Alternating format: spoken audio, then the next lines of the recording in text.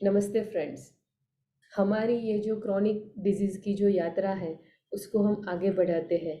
आज से हम शुरू करेंगे नेचर ऑफ क्रॉनिक डिजीज़। तो क्रॉनिक डिजीज़ का जो नेचर है वो कैसा होता है, हनीमन सर ने क्या बोला है इसके बारे में। तो सबसे पहले हम ब्लेसिंग ले लेते हैं हमारे गुरुज का। आपके जो गुरु है उनके ब्लेसिंग आप ले लीजिए। मेरे जो गुरु है उनके ब्लेसिंग मैं ले लेती हूँ। Doctor Hanuman sir, doctor Dedar sir, doctor Vijaykar sir और बहुत सारे गुरु। जैसे ही हमारा ज्ञान बढ़ता जाता है वैसे हमारे गुरु भी और ऐड ऑन होते जाते हैं। तो ऐसा नहीं है कि मैंने एक गुरु को पकड़ लिया तो दूसरे को नहीं पकड़ेंगे। ठीक है। तो जैसे जैसे ज्ञान बढ़ता जाता है और जो भी ज्ञान देते जाते हैं वो सब हमारे गुरु हैं। तो जितने भी गुरु में आज तक मेरे हैं उन सबके ब्लेसिंग के साथ हम शुरू करते हैं हमारा आज का topic, the nature of chronic disease. तो हनुमान सर क्या बोल रहे हैं कि the homeopathic healing art as taught in my own writings and in those of my pupils, when faithfully followed, has hitherto shown its natural superiority over any allopathic treatment in a very decided and striking manner. And this not only in those diseases which suddenly attack man, the acute disease, but also in epidemic disease and in sporadic fevers. तो homeopathic healing art जो है, जो Hahnemann sir ने उनके खुद के writings में बोला है कि जो उनको फेथफुली फॉलोड करेंगे, तो आज तक देखा गया है कि होम्योपैथिक मेडिसिन, होम्योपैथिक साइंस जो है, नेचुरल साइंस, वो एलोपैथिक ट्रीटमेंट से कहीं गुना ज़्यादा आपको निश्चित रूप से और नोटिसेबल मैनर में इम्प्रूवमेंट दिखाई देगा। And this not in only acute disease, कि सिर्फ जो अक्यूट डिजीज है कि फीवर आ गया, डायरिया हो गया, हेडेक हो गया, ये सब के लिए सिर्फ नहीं, परंतु एपिडेमिक डिजीज यानी पूरे एक एरिया में सारे लोग जिस बीमारी से, जब फीवर से परेशान है, यानी कि हमारा जो भी आया था कोरोना, तो वैसे ही epidemic as well as sporadic, sporadic यानी अलग अलग जगहों पे अलग अलग क्लस्टर्स में बीमारी आना, तो उसको बोलते हैं स्पोरेडिक फीवर्स। तो इन सारे एक्यूट से लेके सारी बीमारियों तक homeopathic medicine is superior than allopathic medicine. And venereal disease also have been radically healed by homeopathy much more surely, with less trouble and without any sequel. For without disturbing or destroying the local manifestation, it heals the internal fundamental disease from within only through the best specific remedy. तो venereal disease यानी साइकोसिस and syphilis, gonorrhoea and Shankar, ये जो दोनों disease है उसको Hahnemann sir ने venereal disease का नाम दिया है।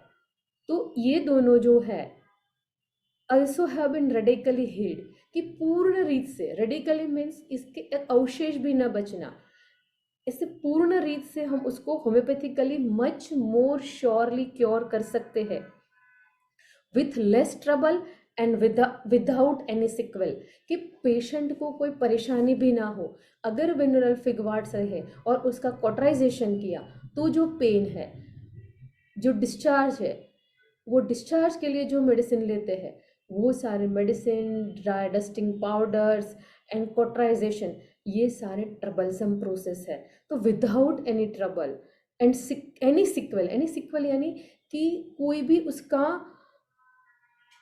अवशेष ना बचे, यानी कि अगर स्किन डिजीज को सप्रेस किया तो वो अंदर जाके डिजीज अंदर और दूसरी बीमारी पैदा करेगा, तो एक बाहर से गया, उसने दूसरी पैदा की, दूसरे ने तीसरी पैदा की, ऐसे सिक्वल बनता रहता है।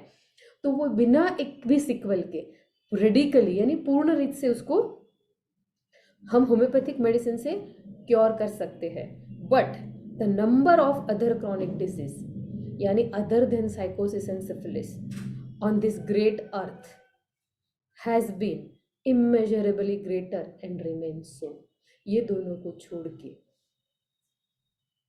अदर बहुत सारे chronic disease on this great earth, जिसकी हम गणना नहीं कर सकते, जिसको हम मेजर नहीं कर सकते, वो इस अर्थ प्लेनेट पर है और ऐसे ही है। तो treatment bye allopathic physician hitherto merely serve to increase the distress from this kind of disease। तो जो आगे क्या बोला कि क्रॉनिक डिजीज, पहले पैराग्राफ में क्या बात की, acute disease, epidemic and sporadic fevers. अभी यहाँ हनुमान सर किस डिजीज की बात कर रहे हैं, क्रॉनिक डिजीज, जो सबसे ज़्यादा इस अर्थ प्लेनेट पर है।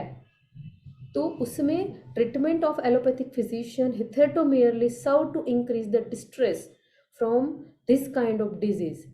For this treatment consisted of whole multitude of nauseous mixtures compounded by druggists from violently acting medicines in large doses, of whose separate true effects they were ignorant, together with use manifold bath, the sudorific and salivating remedies, the painkillers, narcotics, the injections, fomentations, fumigations, blistering plasters, the exutorious and fontanelles, but especially everlasting laxatives, leeches, cuppings, and starving treatments, or whatever name may be given to all these medicinal torments, which continually varied like fashions। तो जो treatment, allopathic treatment जो है वो इन जो chronic disease में दी जाती है वो कैसी है, तो कि बहुत सारे सब्सटेंस, बहुत सारे केमिकल सब्सटेंस को मिक्स करके वो पेशेंट्स को दिए जाते हैं, और वो भी कैसे, लार्ज डोज में, जिसकी प्योर एक्शन किसी को पता नहीं है। जो कहाँ पे प्रूव होती है, एनिमल्स पे प्रूव होती है। तो और उसकी एक एक सब्सटेंस की सेपरेट इफेक्ट किसी को पता नहीं है। वो सारे नोशियस कॉम्बिनेशंस है जो क्या कर रहे हैं, ह्यूमन जो पेशेंट बीमार है उसको जो दिया जाता है उसकी डिस्ट्रेस को इंक्रीज करते हैं। तो वो किस किस प्रकार की मेडिसिन है, तो बोल रहे हैं मैनीफोल्ड बाथ। बाथ यानी कि जो एक वो गर्म पानी के झरा में जाते हैं वहाँ पे, उसको भी बाथ बोलते हैं। वहाँ नहाने से डिजीज़ ठीक हो जाती है, स्किन डिजीज़। क्यों? क्योंकि वो सल्फ्यूरेटेड वाटर है, तो वहाँ डिजीज़ वो बाथ। फिर अभी स्पा वगैरह या फिर कोई भी ऐसी ट्रीटमेंट। दूसरा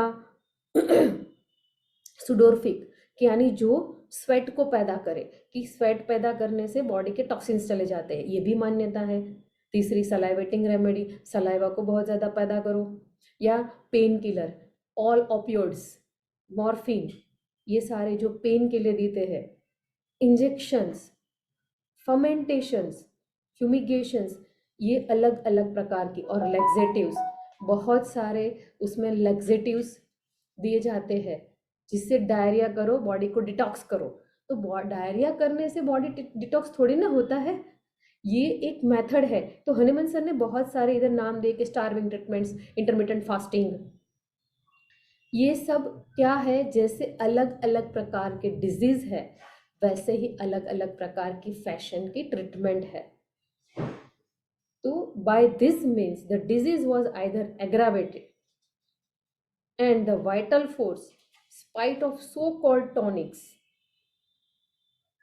used at interval, was more and more diminished। तो क्या बोल रहे हैं हनुमान सर यहाँ, कि ये सब फैशनेबल ट्रीटमेंट के बावजूद, बीच बीच में टॉनिक्स लेने के बावजूद भी क्या होता है, जो डिजीज़ है या क्रॉनिक डिजीज़ वो एग्रावेट होती है और वाइटल फोर्स को और डाउन करते हैं। Vital force more and more diminish होता जाता है। और if any striking change was produced by them instead of former suffering, there appeared a worse state, nameless disease caused by medicine, far worse and more incurable than the original natural one। तो अगर कोई ये सारे treatment से अगर किसी का बीमारी उस जो है उसमें अगर स्ट्राइकिंग चेंज यानी कोई नोटिसेबल चेंज भी दिखाई दिया, तो क्या होता है कि वो आगे जाके उसकी बीमारी है उसको वर्स स्टेट में कन्वर्ट करता है, कि उससे नेमलेस डिजीज़ पैदा होते हैं कॉज बाय मेडिसिन। कि जैसे एक एग्जांपल पकड़ ले कि हमने मेडिसिन खाया फीवर के लिए, तो फीवर में बहुत ज़्यादा हायर डोज ऑफ एंटीबायोटिक हुआ, तो एंटीबायोटिक ने स्टमक ख़राब किया, तो उस स्टमक ने क्या, वो एंटीबायोटिक ने पेट ख़राब किया, अल्सर पैदा किया। तो फिर क्या हुआ, एक हम फीवर में थे, उसके बाद गैस्ट्रिक अल्सर में गए, फिर वो नई बीमारी का नाम लग गया कि गैस्ट्रिक अल्सर। बहुत सारे लोगों को होता है after typhoid fever, after jaundice. तो ये एक बीमारी नेचुरल डिजीज़ थी, उसमें एक मेडिसिनल डिजीज़ एड ऑन हो गया, तो जो 1+1 2 हुआ, तो जो डिजीज़ था वो मोर इनक्योरेबल की तरफ जाने लग गया than the original natural one. While the physician consoled, क्या होता है, इतने सारे नेम लेस डिजीज पैदा हो जाते हैं, और far worse and more incurable than original natural one. जो ओरिजिनल नेचुरल वन था वो क्योरेबल था, पर इसके साथ 1+1+1 एड ऑन होते गए और डिजीज इनक्योरेबल की ओर चलता गया। While the physician consoled the patient with the words, तब फिजिशियन क्या कंसोल्ट करेंगे पेशेंट को, कि the former sickness I have been fortunate enough to remove, it is great pity that a new disease has appeared, but I hope to be a successful in removing this latter as in former. कि physician फिर क्या console करते हैं patient को, कि आगे की एक जो बीमारी थी उसको तो हम ट्रीट करने में सक्सेसफुल हो गए, यानी एक्जिमा को तो हमने ट्रीट कर दिया, अभी जो दूसरी बीमारी आई, कि हार्ट की आई या लंग्स की आई या लीवर की आई, कि होप कि हम इसको भी ठीक करने में शायद कामयाब रहे। So while the same disease assume various form, तो एक ही डिजीज था वो अलग अलग फॉर्म में अज्यूम होने लगा, यानी उसके अलग अलग फिर नाम देने शुरू हो गए। And while new disease were being added by the use of improper injurious medicine, the suffering of the patient was continually aggravated until his pitiable lamentation were hushed forever with his dying breath, and the relatives were soothed with the comforting pretense everything imaginable has been used and applied in case of deceased। तो क्या कह रहे हैं कि हम जैसे improper injurious medicine देते गए और पेशेंट की सफरिंग कंटिन्यूअसली एग्रावेट होती गई और इतनी दयाजनक स्थिति में आ गई कि पेशेंट कंप्लेन करते करते पूरा चुप हो गया। हस्ट, हस्ट यानी चुप हो जाना, for ever with his dying breath, यानी डेथ बेड पे चला गया। तो रिलेटिव्स को हम कंसल्ट, फिजिशियन जो है एलोपैथिक क्या करेंगे कि कंफर्टिंग सेंटेंस देंगे कि हमने सब कुछ ट्राई कर लिया, सब कुछ जो था वो सब अप्लाई कर लिया, पर हम इनको बचा नहीं पाए।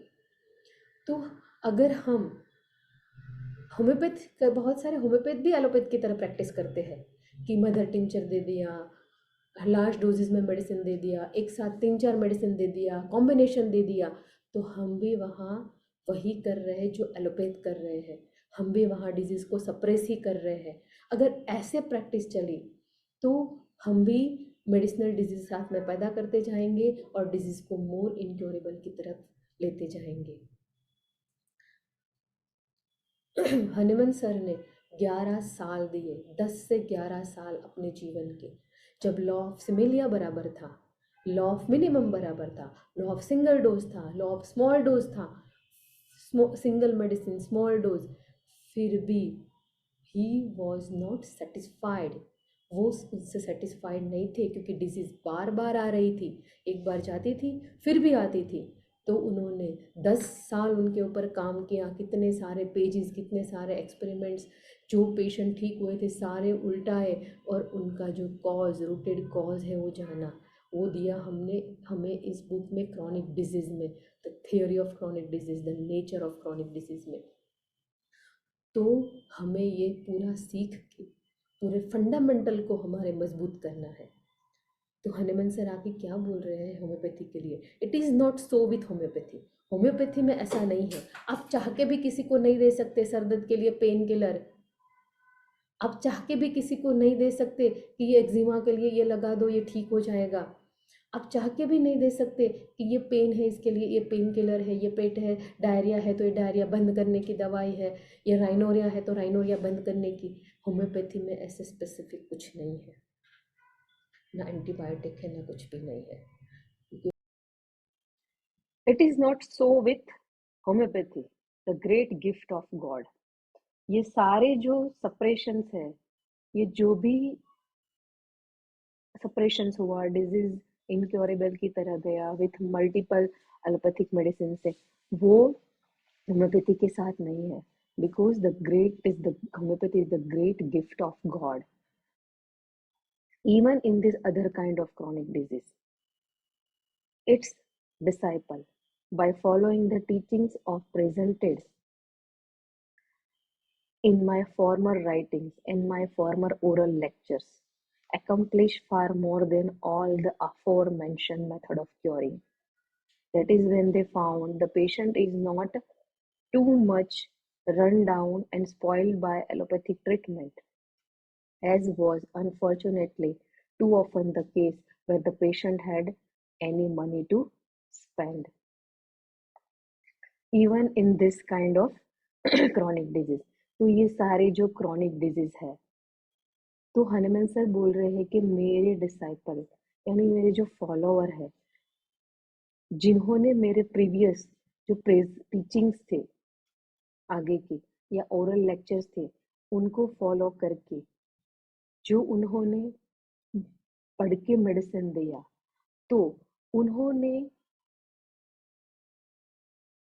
मेंशन किया है कि उन्होंने बहुत सारी क्योर दी है, बहुत सारे पेशेंट्स को क्योर किया है।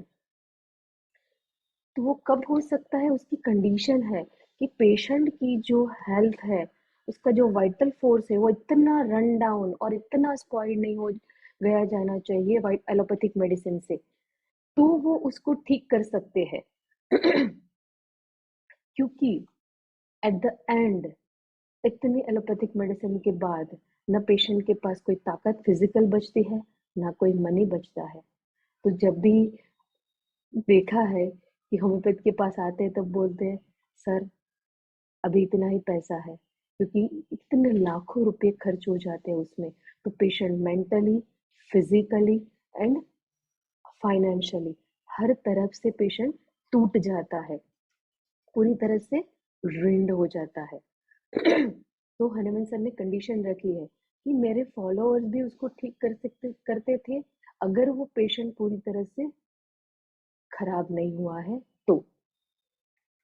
Using the more natural treatment, यानी नेचुरल होम्योपैथी में ऐसी कोई एंटीबायोटिक नहीं है, ऐसी कोई पेन किलर नहीं है, ऐसी कोई एंटी बैक्टीरियल नहीं है, एंटीवायरल नहीं है, एंटी फंगल नहीं है, कोई भी ना एबॉर्शन के लिए कोई पिल्स है। तो जहां जहां नेचुरल शब्द आते हैं ना, नेचर किसी को हार्म नहीं पहुंचाता, ऐसे ही होम्योपैथिक मेडिसिन किसी को हार्म नहीं पहुंचाती है। तो homeopathic physicians have frequently been able in a short time to remove the chronic disease which they had before them after examining it according to all symptoms perceptible to the senses, and the means of cure were the most suitable among the homeopathic remedies used in their smallest dose, which had been so far proven as to their pure true effects. तो Hanuman sir क्या बोल रहे कि natural homeopathic medicine, जब homeopathic physician अपने सारे senses से patient को एग्जामिन करेंगे, उनकी टोटालिटी बनाएंगे और उनको एक सुटेबल होम्योपैथिक मेडिसिन देंगे विथ स्मॉलेस्ट डोज।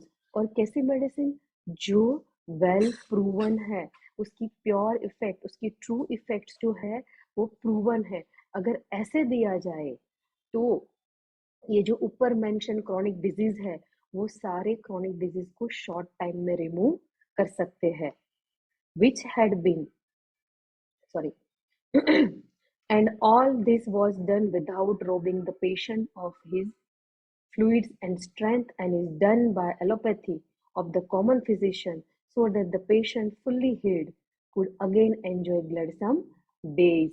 तो क्या कह रहे थे कि अगर ऐसे होम्योपैथिक मेडिसिन पेशेंट्स को दी जाए तो पेशेंट को बिना रॉब किए, यानी उसके फिजिकल को नुकसान पहुंचाए के बिना, उसके मेंटल को नुकसान पहुंचाए बिना और उसकी फाइनेंशियल जो कंडीशन है उसको भी रॉब किए बिना, उसके पैसों को भी रॉब किए बिना हम उसको उसकी ग्लैडसम डेज, यानी जो हेल्दी कंडीशन में जब था तब वो जो लाइफ को एंजॉय कर रहा था, हम वैसी लाइफ उसको वापस दे सकते हैं.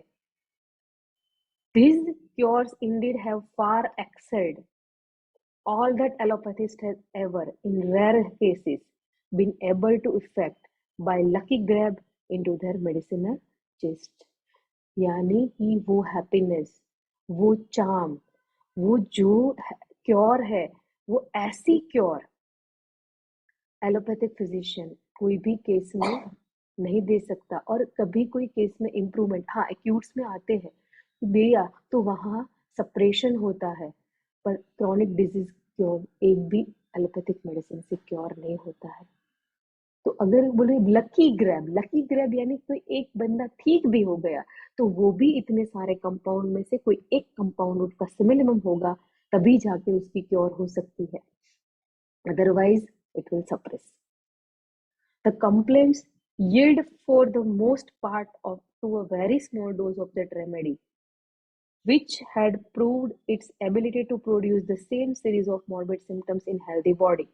And if the disease was not altogether too inverted and had not been too much and in too great degree mismanaged by allopathy, it often yielded for a considerable time, so that mankind has good reason to deem itself fortunate even for that much help, and indeed it often proclaim its thankfulness.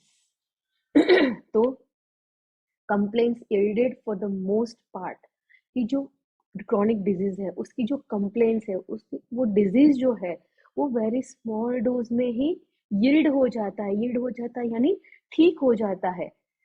तो वो जो remedy है वो remedy small dose में, और कैसी remedy जिसकी pure effect है वो प्रूव्ड है, और same series of morbid symptoms यानी जो सिमिलिया के बेस पर कि जो सिम्टम्स जो कंप्लेंट पेशेंट की है वही कंप्लेंट जब जाके मेडिसिन में वही सिम्टम्स दिखते हैं तब दोनों मैच होते हैं, और दोनों मैच करके स्मॉल डोज में जब वो मेडिसिन दी जाती है तब अगर वो डिजीज एलोपैथी से इतना कॉम्प्लिकेटेड नहीं हुआ है, इतना मिसमैनेज नहीं हुआ है, तो थोड़े टाइम में ही वो डिजीज ठीक हो जाता है. और mankind had good result to dim itself fortunate even for that much help. तो वो अपने आप को वो मैनकाइंड घोषणा कर देगा कि हाँ मैं ठीक हूँ and I am very thankful to homeopathy. आज तक मैंने देखे हैं जो सेटिस्फेक्शन जो पेशेंट के चेहरे पे बीमारी ठीक होने के बाद जो चार्म दिखता है, जो हैप्पीनेस आती है, जो समझ आती है, और जो बीमारी ठीक होने के बाद उनकी लाइफ में जो ग्लैडसम डेज आते हैं वो सिर्फ और सिर्फ होम्योपैथी से आप देख सकते हैं. A patient thus treated might and often did consider himself in pretty good health, when the fairly judge of his present improved state and compared it with his far more painful condition before homeopathy had afforded him its help. तो वो अपने आप को patient ही जज कर लेगा कि homeopathy लेने से पहले मैं कितनी पीड़ा में था और आज मैं कितना आनंद में हूँ, कितना ईज में हूँ. तो एक फुटनोट है of this kind were the cures of disease caused by sora, not yet fully developed, which had been treated by my followers with remedies which did not belong to the number of those which later proved to be the chief anti-sora remedies, because these remedies were not yet known. तो Hanuman sir यहाँ बोल रहे हैं कि ऐसे सारे disease जो सोरा से पैदा हुए हैं पर वो सोरा अभी पूरा डेवलप नहीं हुआ है, अभी वो लेटेंट फेज में है, तो मेरे फॉलोअर्स ने मेडिसिन दिया और ऐसी क्योर पेशेंट को दे दी, पर वो जो रेमेडी थी उस टाइम पे वो पूरी फुल्ली प्रूवन नहीं थी, पूरी एंटीसोरिक यानी पूरी सोरा को कवर करे इतनी प्रूवन नहीं थी। तो तो वो कौन से पार्ट को ठीक कर पाए, जो लेटेंट फेज में सो रहा था, वो सोरे को वो ट्रीट कर पाए। फिर आगे क्या बोल रहे, they had been merely treated with such medicines as homeopathically best covered and temporarily removed the then apparent moderate symptoms, thus causing a kind of cure which brought back the manifest sora into latent condition and thus produce a kind of healthy condition, especially with young, vigorous person, such as would appear as real health to every observer who did not examine accurately.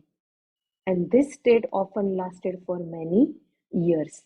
कि जब सोरा latent phase में था, वहां पे जो homeopathic medicine दी गई, तो वहां क्या होता है कि टेम्पररी तो उसने उसको रिमूव कर दिया, लेटेंट फेज में भेज दिया,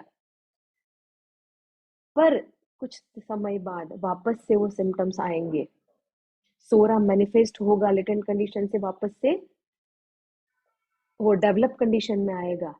पर जब तक वो लेटेंट फेज में है और उसके साथ कुछ कंडीशन है कि पर्सन कैसा है, यंग है, विगरस है, तो उसको वो हेल्थ लंबे समय तक दिखाई देगी, कुछ सालों तक वो चलेगी, लगेगा कि ये बंदा पूरा अपरेंटली हेल्दी है।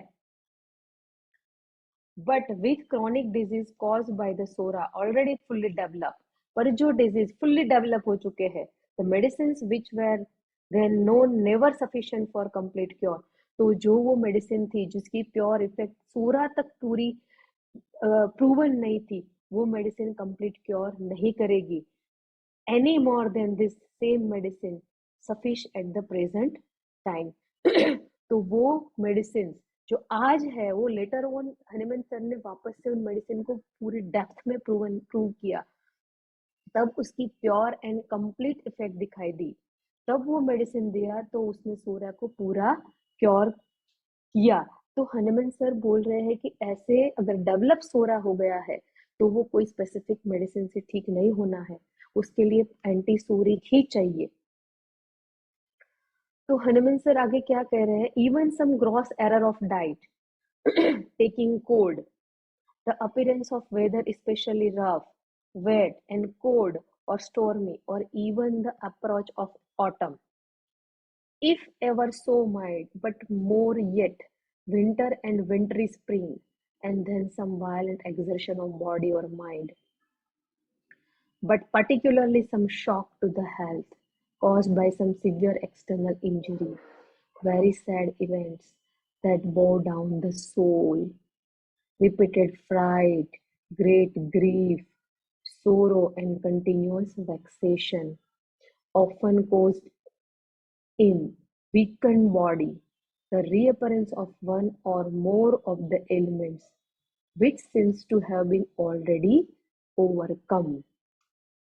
तो क्या कह रहे हैं हनुमान सर आगे, जिन्होंने जो होम्योपैथिक स्पेसिफिक वो स्टेट को दे दी और वो सोरा लेटेंट फेज में चला गया, तो अगर वहां पे डाइट में कुछ एरर आए, ग्रॉस एरर, कुछ यानी स्मॉल एरर की बात नहीं कर रहे, डाइट में ग्रॉस एरर आ गए, बहुत ज्यादा ठंड लग गई, वेदर बहुत ज्यादा स्टॉर्मी हो गया, अचानक से हम बोलते हैं ना स्टॉर्म आ गया, तो वो स्टॉर्मी कोल्ड वेदर हो गया, या बहुत ज्यादा हिट पैदा हो गई, बहुत ज्यादा विंटरी विंड में हम चले गए जो हम हैबिचुएट नहीं थे, और या फिर बॉडी ने बहुत ज्यादा एक्सर्शन कर लिया, या फिर माइंड ने बहुत ज्यादा स्ट्रेस ले लिया, तो इन जगहों पे वो लेटेंट सोरा वापस से सर उठाएगा।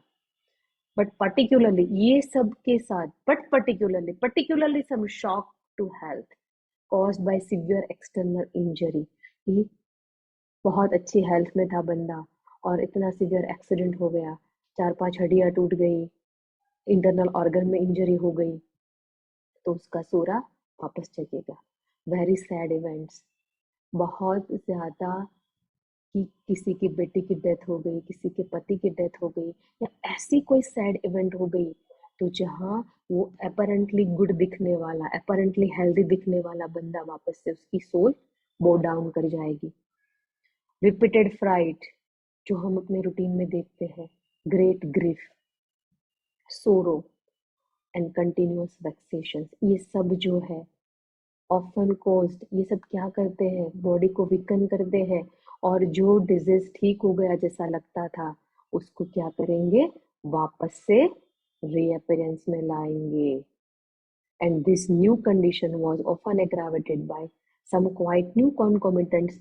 तो ये जो तकलीफें हैं वो अलग अलग सिम्टम्स के साथ वापस से आएगी, which is not more threatening than the former one. Ones which had been removed homeopathically were often just as troublesome and now more obstinate. यानी जब पहली बार आया, एक स्पेसिफिक दिया, फिर वो ठीक हो गया, दूसरी बार आया तो उसको दूसरा मेडिसिन दिया और होम्योपैथिक से ठीक हो गया। और जब तीसरी बार आएगा तब वो स्पेसिफिक से ठीक नहीं होगा, क्योंकि वो और ऑब्स्टिनेट होके आएगा। जैसे हरमन सर ने मेंटल डिजीज में बोला है एफोरिज्म्स में, कि अगर मेंटल डिजीज जो है, अगर उसका वो एक्यूट फॉर्म में आया है, यानी मेनिया, इंसैनिटी, उसमें आया है, तो उसकी 5-6 मेडिसिन दिए गए हैं नीचे। तो वो मेडिसिन दिया तो सोरा क्या हुआ, शांत हुआ, यानी उसका जो एग्जैजरबेशन था वो शांत हुआ। तुरंत उसको एंटीसोरिक देने को बोला है। नहीं तो क्या होगा, एक बार बेलाडोना दे दिया, दूसरी बार स्टेमोनियम दे दिया, तीसरी बार ना बेलोडोना, ना स्टेमोनियम, ना हारसेमस, किसी से नहीं चलेगा।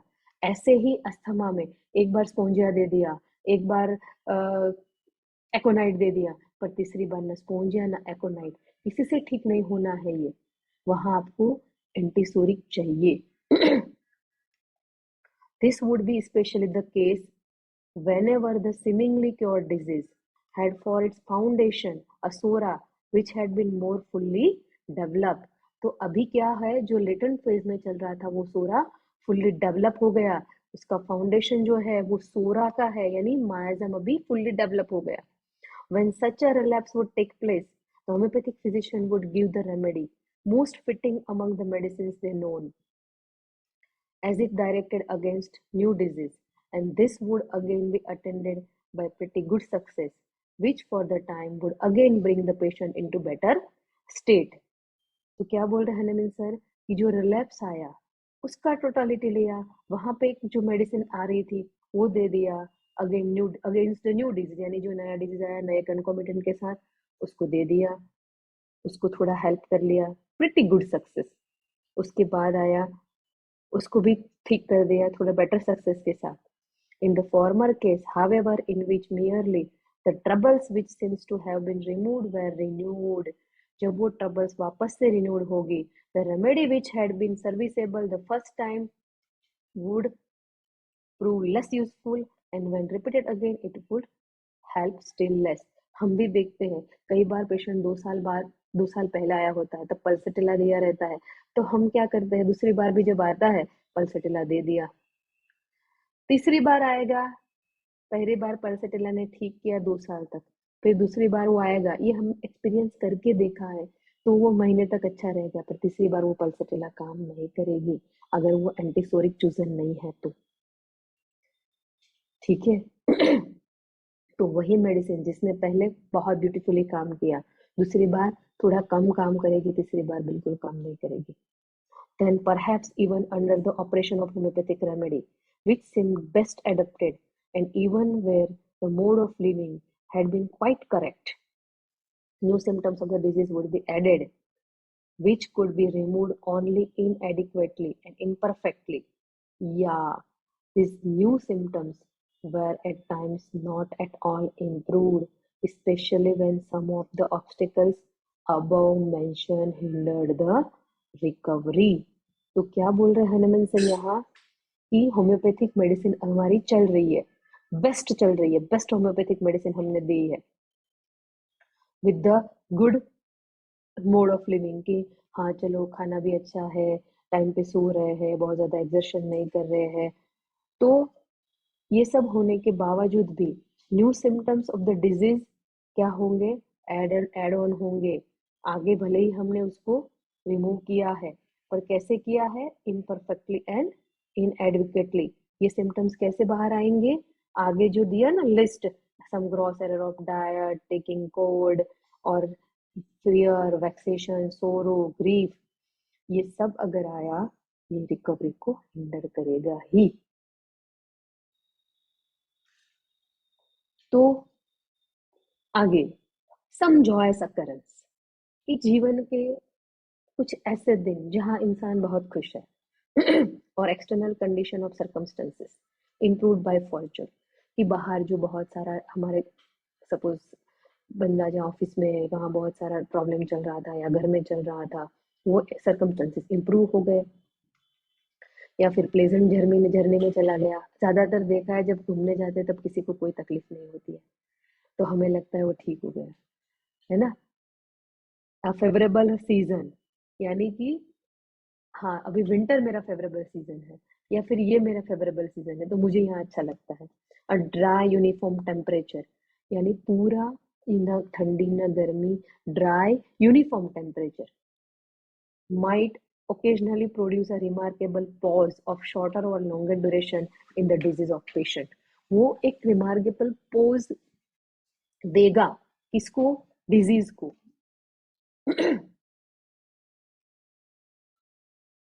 जहां होम्योपैथ को कैसा लगेगा कि ये बंदा फुल्ली रिकवर हो गया है, फेयरली रिकवर हो गया, and the patient himself, if he good naturally overlooked some possible moderate ailments, might consider himself as a healthy।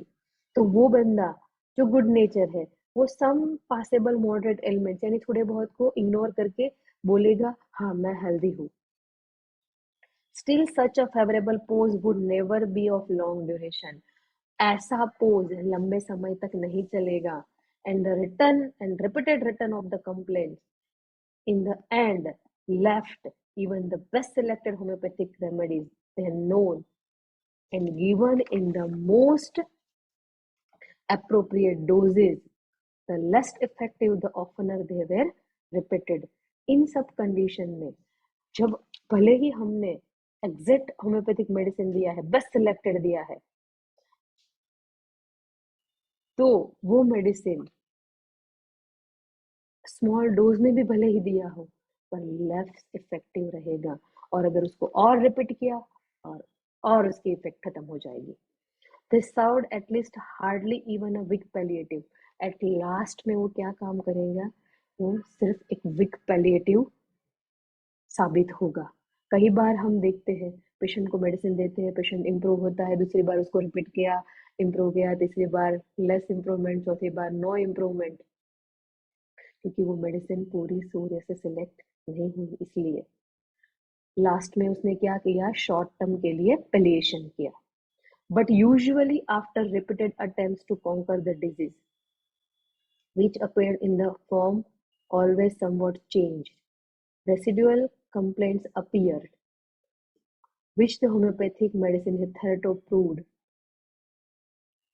though not few, had to live uneradicated या often undiminished। तो बार बार disease में ये medicine देने के बाद जो रेसिडुअल कंप्लेंट रहती है, भले ही वो मेडिसिन तो मीन्स आज तक जो मेडिसिन प्रूव हुई, तो not few had to live uneradicated या ऑफन अनडिमिनिश्ड, यानी कि जो रेसिडुअल सिम्टम्स, रेसिडुअल कंप्लेंट से है, वो वैसे ही अनडिमिनिश्ड रहेगी। thus there ever followed varying complaints, even more troublesome, and as time proceeded more threatening, and even more this even while the mode of living was correct and with punctual observer of direction. तो क्या बोल रहे हैं Hanuman sir कि ये जो disease है वो समय के चलते बढ़ता जाएगा और खराब होता जाएगा, आगे चल के और लाइफ थ्रेटनिंग बनता जाएगा, भले ही वो बहुत ज़्यादा गुड लिविंग में हो। पेशेंट बोलते हैं ना, मैंने आज तक बाहर का खाना नहीं खाया, मैं हमेशा योगा करता हूँ, मैं वॉकिंग करता हूँ, मैं टाइम पे सो जाता हूँ। इतना सब लाइफ मेंटेन करने के बाद भी क्रॉनिक डिजीज बढ़ता ही जाता है। वो बंदा पूछता है मेरे को कैंसर क्यों आया, मेरे को डायबिटीज क्यों हुआ, मेरे को हाइपरटेंशन क्यों आया, मैं इतना केयर करता हूँ तो मेरे को नहीं आना चाहिए था। सही ना? आपको भी पूछेंगे पेशेंट्स। तो आप देखो कि नेचुरल जो क्रॉनिक डिजीज है वो इरिडिकेट नहीं हुआ, वो सिर्फ पैलिएशन में गया, तो थोड़े समय बाद उसने वापस से सर उठाया, और वो ऐसा उठाया कि वो लाइफ थ्रेटनिंग तक गया। कोई कोई बंदे बोलेंगे सर जीवन भर एक गोली नहीं खाई और डायरेक्ट ये बड़ी बीमारी आ गई मेरे को। The chronic disease could, despite all effort, be but little delayed in its progress by homeopathic physician and grew worse from year to year। तो होम्योपैथिक फिजिशियन के गुड एफर्ट्स के बावजूद थोड़ी लिटिल जो प्रोग्रेस है थोड़ी डिले होगी, पर वो ईयर टू ईयर हमेशा वर्स ही होगी। तो आज हमारा जो ये सेशन है आज का, उसको आज हम विराम देते हैं। कल वापस से आगे चलेंगे क्रॉनिक डिजीज के साथ। तो फ्रेंड्स, क्रॉनिक डिजीज को बार बार सुने, उसको अंडरस्टैंड करने की कोशिश करें और पूरी पेशेंस के साथ सुने। Thank you very much.